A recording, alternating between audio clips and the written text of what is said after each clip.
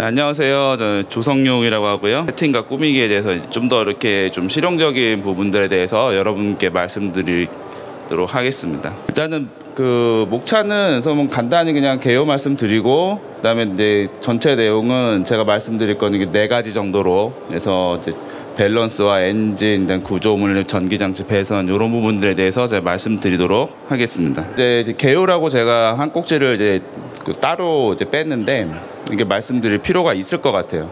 그래서 보트 세팅이라고 하면은 굉장히 좀 범위가 넓은 말입니다. 그래서 이제 배를 새로 구입하시면은 이제 뭐 엔진도 올려야 되고, 그다음에 뭐 다른 여러 가지 부가적인 장치도 달아야 되고, 이게 모든 게 사실은 그러니까 저희가 선체가 나오면 거기에 이제 엔진을 얹고 배가 갈 수 있는 데까지 만드는 데까지 그 모든 부분을 다 사실 세팅이라고 말씀을 드릴 수가 있어요. 그래서 뭐 그냥 제가 뭐 모든 거를 다 30분 동안 말씀드릴 수는 없지만, 이제 본인의 보트를 작업을 하시거나 그리고 이제 다른 중고 보트를 사실 때 이제 이 사람이 전에 어떻게 이 배를 어떤 생각으로 세팅을 했는지 이런 거를 조금 더 이해하실 수 있는 그런 어떤 생각의 폭을 좀 넓혀 드리고자 합니다. 제가 첫 번째 이제 보트 세팅에 대해서 제가 이제 말씀드리고 싶은 주제는 밸런스예요.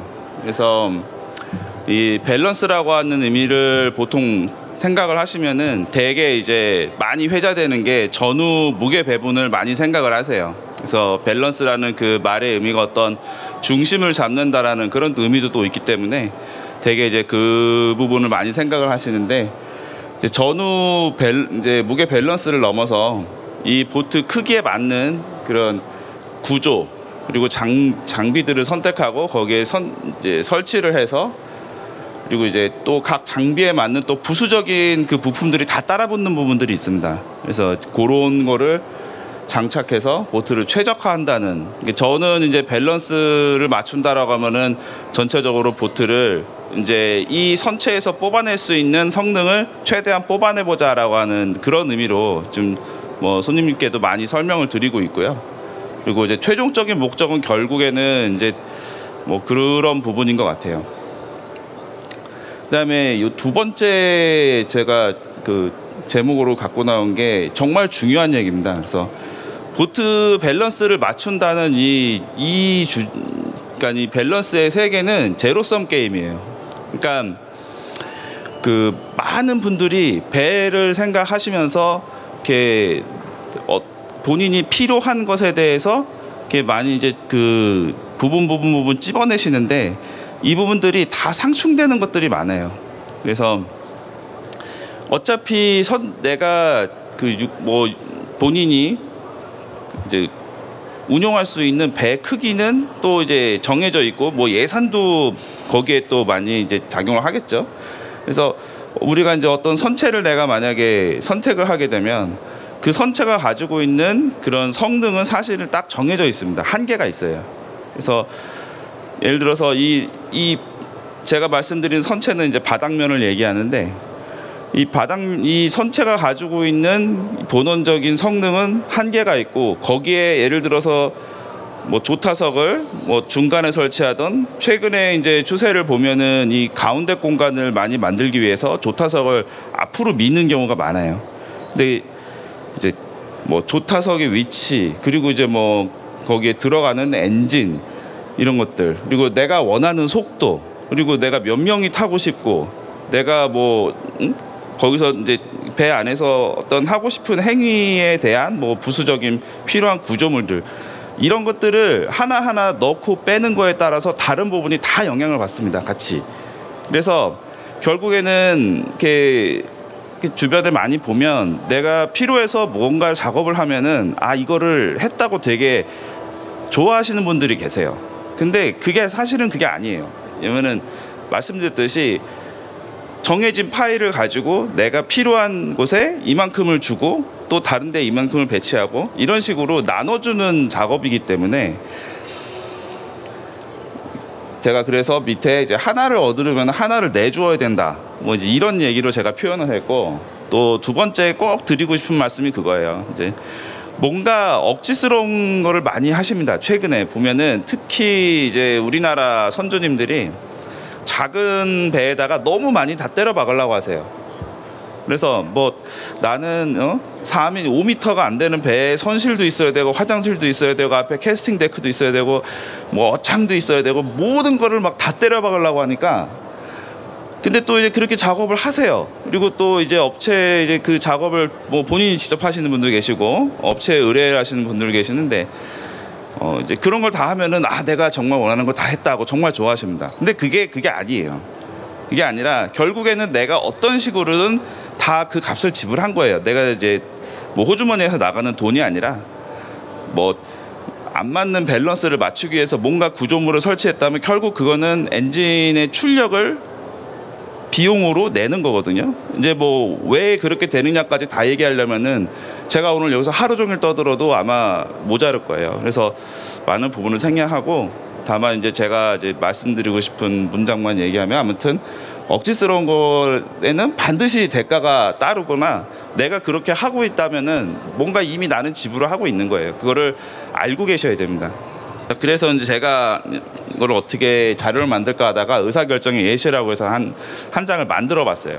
뭐냐면은 이제 지금 이제 최근에는 이제 레저보트들이 굉장히 크기가 커지는 추세예요. 우리나라도. 그래서 예전에는 4m 80이면은 굉장히 그 대중적인 선체였는데, 최근에는 이제 5m, 6m급으로 막 넘어가는 추세입니다. 이게 뭐 선실이나 뭐 화장실 등 이런 부분들까지 같이 선호를 하시니 이제 커질 수밖에 없는 건데, 일단은 가장 걸리는 게 이제 5m 후반과 4m 후반, 특히 이제 4.8m가 많기 때문에 이 480이라는 이 선체가 굉장히 이제 그거랑 엔진이 굉장히 화두예요. 이게 뭐냐면 지금 뭐 여기 쇼장에도 전시가 돼 있는 4m 80급의 아마 배들이 있을 거예요. 근데 거기 보시면은 뭐 대개 60마력을 많이 얹고 있습니다. 원래 그 저도 그렇게 생각을 하고 60 이상은 오버라고 생각을 해요.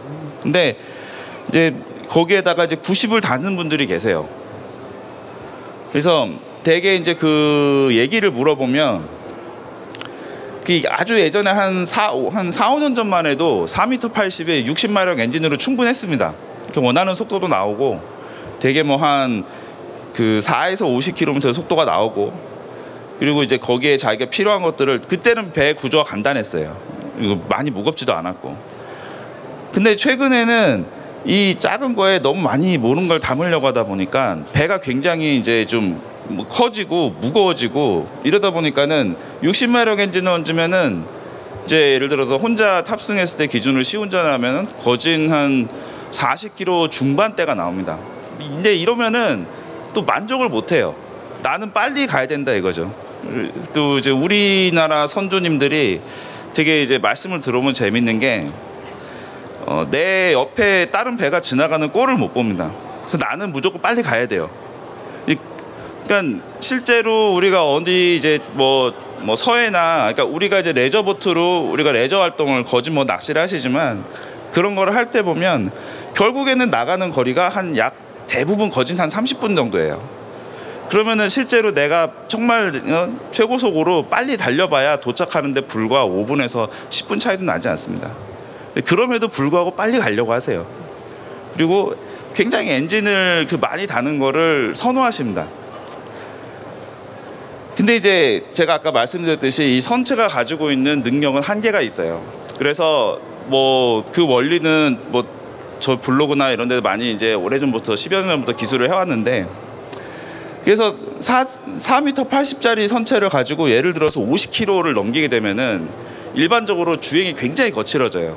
그래서 정말 바다에 나갔는데 진짜 물결도 하나 없고 진짜 은빛 찬란한 그런 장판 이런 때가 아닌 이상은 그렇게 속도를 낼 수가 없습니다. 이게 엔진이 나빠서 속도를 못 내는 게 아니라 사람이 견딜 수가 없어요.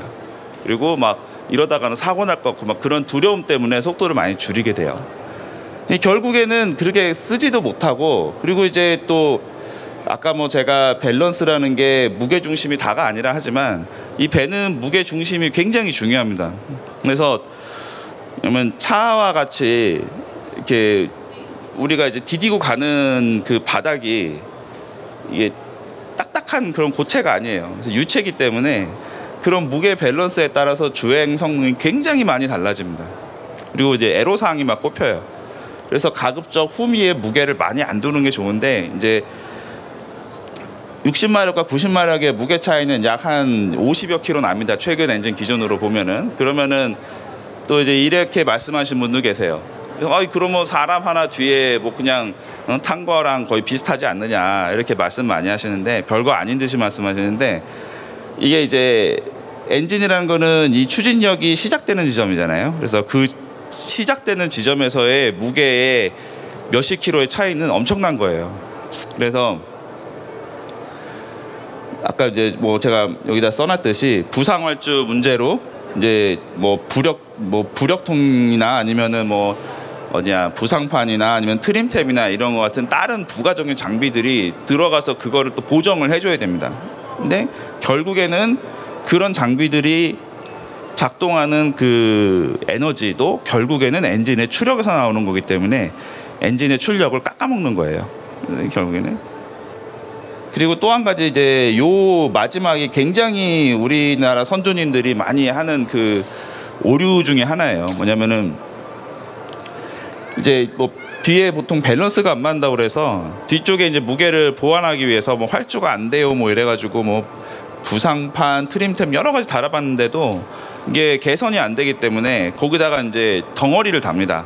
보통 부력통이나 많이 부르는데, 이 부력통을 올바르게 만들어야 되거든요. 근데 우리나라의 이 배를 작업하시는 분들 중에 제가 지금까지 그 이제 올바르게 부력통을 만드는 분을 정말 제가 본 적이 없어요. 그래서 대개 이제 선체 뒤쪽에서 그대로 배를 연장해 가지고 필요한 만큼 연장을 해버리기 때문에 그로 인한 부작용이 또 엄청나게 발생을 합니다. 그러면은 또 속도가 늦어지거든요. 그러면은 또 엔진을 또 많이 크게 답니다. 이게 이런 식으로 계속 악순환이 벌어지는 사례를 저는 굉장히 많이 봤어요. 그래서 아까 이제 이런 부분들이 결국에는 아까 제가 처음 말씀드리려고 했던 그 어떤 이제 제로성 게임이다라는 그런 부분들에 대한 어떤 하나의 예시가 되겠습니다. 배를 세팅하는데 우리가 그 되게 여러분들이 많이 생각하시는 부분이 결국에는 이제 배에다가 엔진을 넣는다, 그리고 또 엔진은 세팅을 한다, 뭐 이제 이런 용어가 자리가 잡을 정도로 엔진하고 프로펠러가 굉장히 중요합니다. 그래서 또 이제 이 부분들도 보면 우리나라가 제가 좀 전에 말씀드렸듯이 이제 우리나라 선주님들이 엔진을 굉장히 크게 달려고 하세요. 돈이 드는에도 불구하고 엔진은 무조건 커야 되고, 이제 그로 인해서 발생할 수 있는 부작용은 별로 이렇게 생각하고 싶어 하지 않으세요. 실제로 벌어진데도 불구하고. 그리고 근데 실제로 이제 우리가 세팅을 해보면 엔진이 마냥 크다고 좋은 게 아니고, 그리고 이제 아까 또 다 이전 페이지에서 말씀을 드렸지만 차량과 달리 이제 무게 중심에 따라서 배의 운동 성능이 굉장히 많이 큰 폭으로 변화합니다. 그리고 또 우리가 엔진이 비싸요. 그래서 배가 만약에 뭐 1,000만 원이라고 하면은 그 중에 한 절반 혹은 그 이상은 거의 엔진이 차지하기 때문에 우리가 엔진을 하나 이제 선택해서 구입을 하게 되면은 이걸 바꾸기가 쉽지가 않습니다. 그래서 한번 선택하면 바꾸기가 쉽지 않기 때문에 굉장히 신중하게 접근을 해야 돼요. 그리고 이제 뭐 엔진의 그 결국에는 그 우리 실제 선주님들이 엔진하고 딱 직결되는 건 결국엔 속도거든요.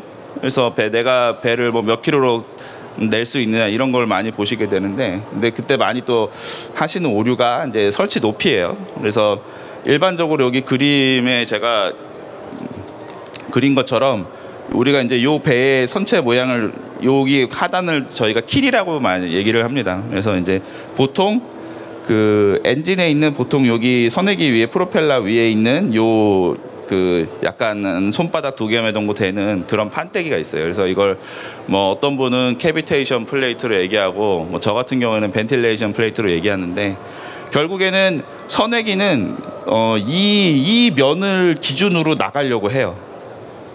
활주를 시작하면은 이 면을 기준으로 나가기 때문에 보통 일반적으로는 킬과 이분의 그 높이를 거의 맞추게 됩니다.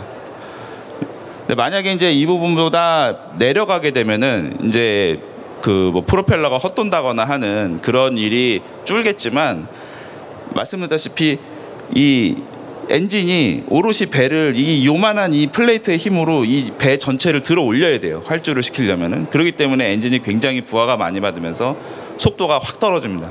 이제 그리고 만약에 이제 요거보다 이 선보다 만약에 일부러 올리는 경우도 있습니다. 그래서 올리는 경우에는 이제 프로펠러가 헛물을 찰 수가 있죠.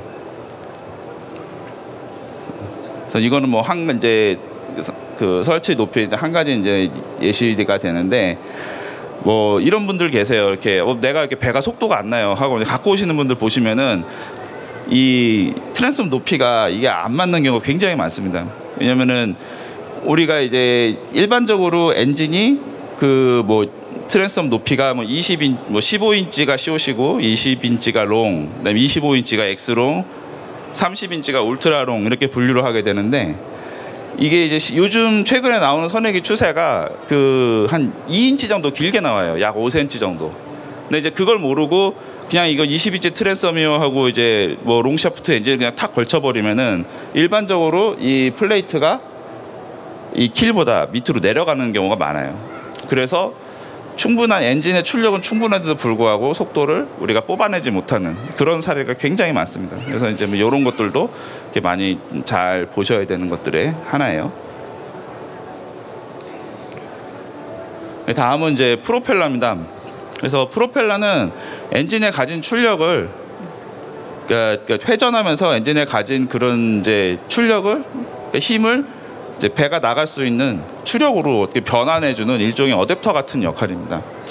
그래서 이 프로펠러도 굉장히 제가 여기저기 글을 많이 썼기 때문에 저한테도 많이 물어보시는데, 프로펠러는 뭐 그 사이즈를 어떻게 해야 되느냐. 왜냐하면 신발 사이즈 같이 사이즈가 굉장히 많고 거기에 따라서 이제 또 많이 이렇게 RPM이나 속도가 변화하기 때문에 많이 물어보세요. 근데 정답은 없습니다. 정답은 없고, 프로펠러는 내가 가장 선호하는 환경, 예를 들어서 뭐 나는 주로 뭐 배를 탈 때 두 사람이 탄다 그러면 두 사람 기준으로 맞춰야 되는 거고, 뭐 나는 혼자 주로 많이 탑니다 그러면 한 사람이 맞춰도 됩니다.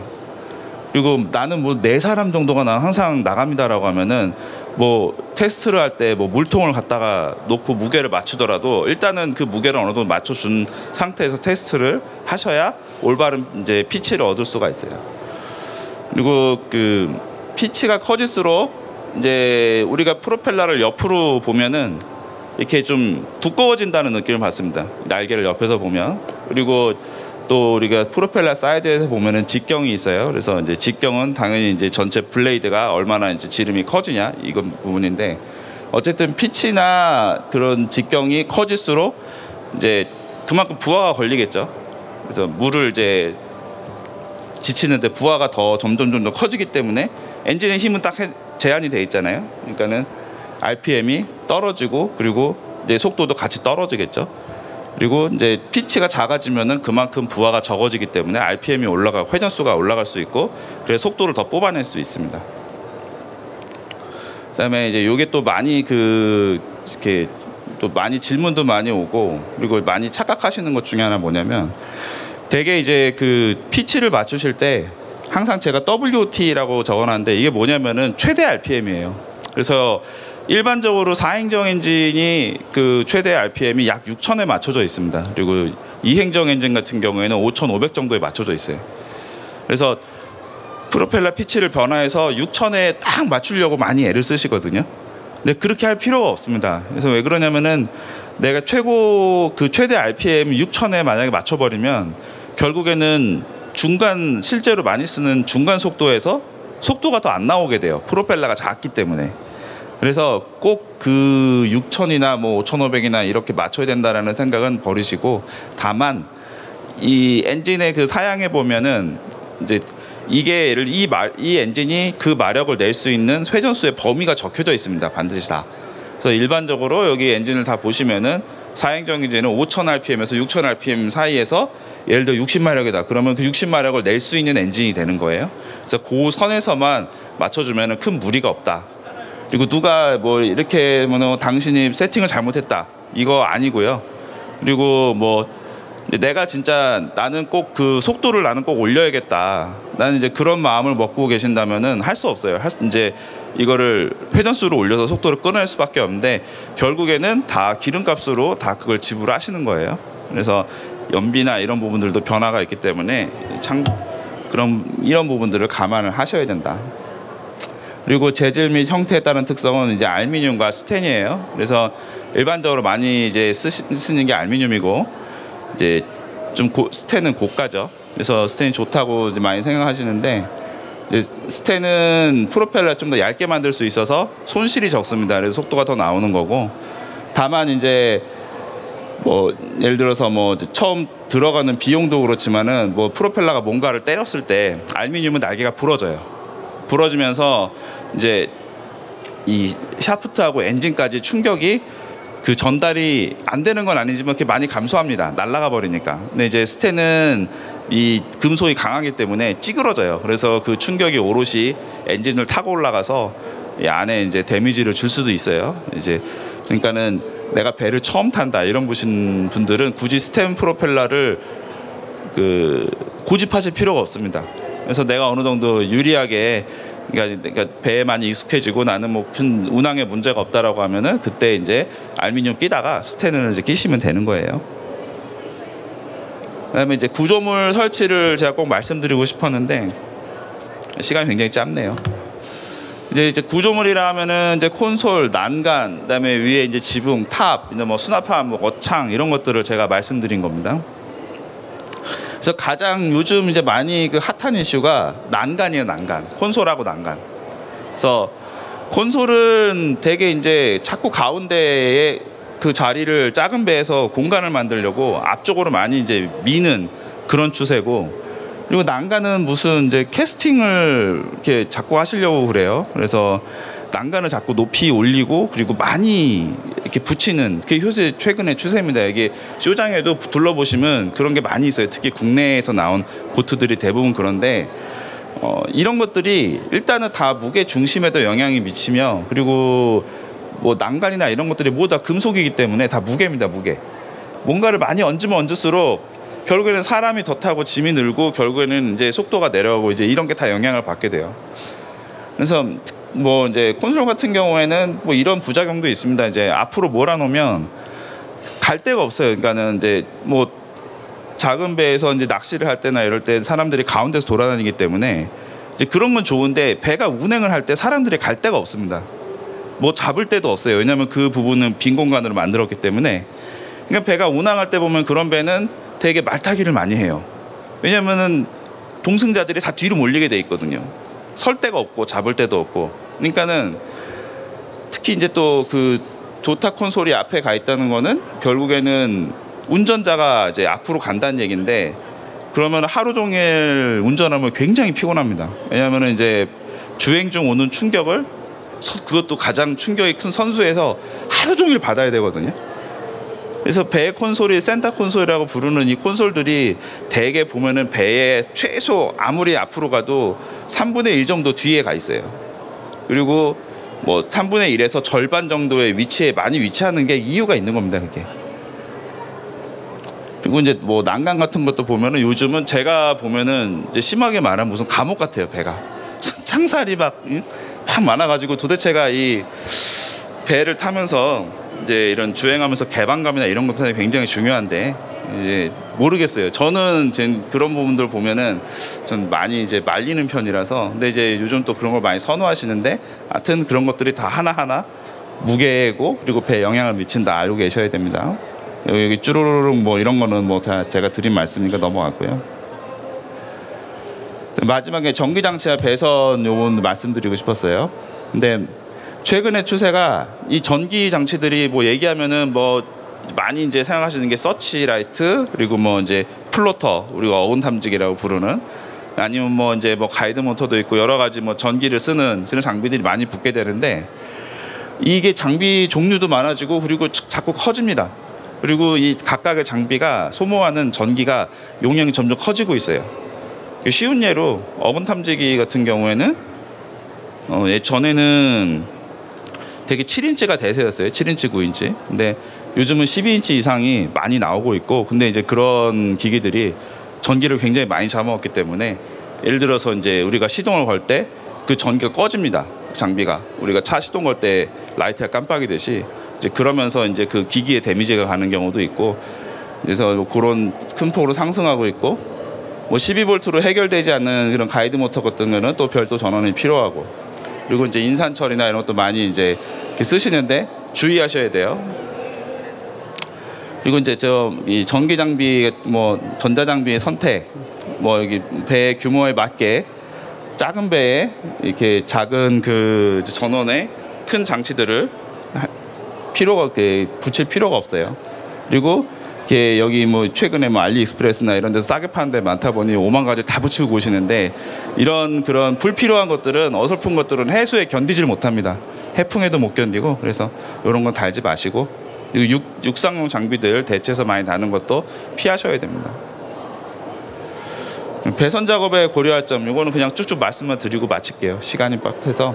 일단은 간단하고 단순 명료하게, 뭐 복잡하게 우리 차량 배선처럼 많이 이렇게 빡빡하게 맞추실 필요가 없습니다.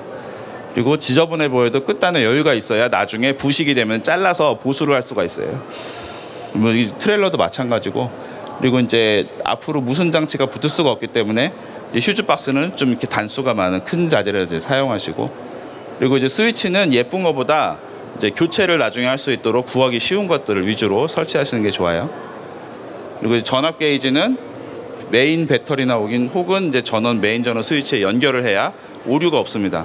왜냐하면 이제 콘솔 전원에서 전압 게이지를 뽑아버리면은 전압이 확 내려가는 것처럼 나와요. 실제로는 아닌데도. 그리고 이제 최근에 이제 그 전기 장치 부하가 많이 걸리면서 이제 배터리를 분리하는 추세입니다. 그래서 이런 것도 감안하시고, 그래서 나중에 또 기회 되면 또 말씀드릴 수 있도록 하고, 또 저희 블로그나 이런 데 가셔도 제가 기술해 놓은 게 있으니까 참고하시면 되겠습니다. 감사합니다.